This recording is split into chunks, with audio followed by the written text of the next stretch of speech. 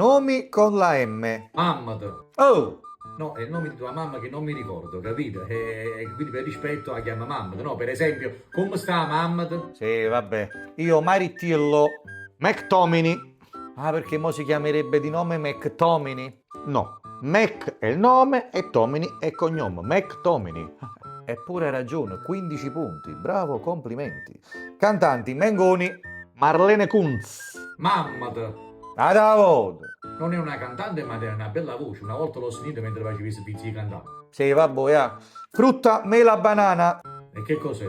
Come che cos'è? È una fusione tra una mela e una banana. La mela banana. Tu? Manco. Mango con la C. No, dico manco questo ho scritto, non mi è venuto niente. Sì, vabbè, Frutta con la M? Menta arancio. Menta arancio. E che fosse?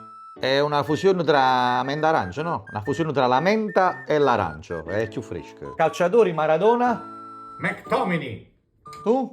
E che fratama! No, già lui ha detto McTomini. No, hai sbagliato tu perché prima era McTomini, ma adesso per noi tifosi è McFratam. No, mi trovo. Vabbè, mo ti ho messo pure 15 punti, no? Ho sbagliato tutti i conti.